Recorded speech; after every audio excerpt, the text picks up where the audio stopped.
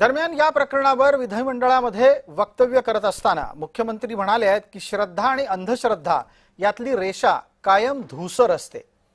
इतकंच नाही तर त्यांनी खरात स्वतःच्या नावापुढे जो कॅप्टन असा विशेष उल्लेख करायचा त्याबद्दलही खुलासा केलाय।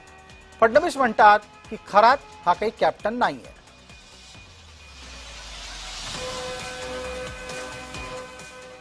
आपण सगळे श्रद्धा मानणारे लोक आहोत, आपण अश्रद्धा लोक नाही आहोत।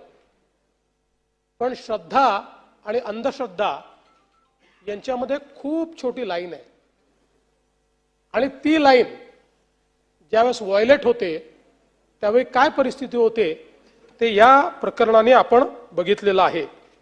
आणि म्हणून एक प्रकारे अंधश्रद्धेमध्ये कशा पद्धतीने विवेक हरवतो हे आपल्याला या प्रकरणात पाहायला मिळालेलं आहे। ज्यांच्याकडे या संदर्भातली काही पण माहिती ही असेल आली असेल तर ती माहिती त्यांनी शासनापर्यंत पोहोचवावी।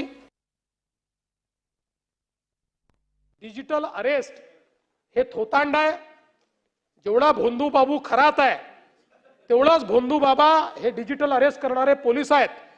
कारण क्रिमिनल जस्टिस सिस्टीम मध्ये आणि कुठल्याही कायद्यामध्ये डिजिटल अरेस्ट हा विषयच नाहीये।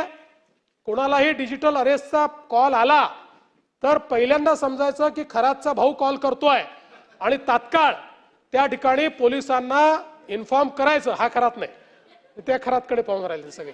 कॅप्टन, अरे कॅप्टन म्हणणे प्रॉब्लेम आहे, कॅप्टन नाहीच आहे। आता लक्षात आलं कॅप्टनच नाहीये।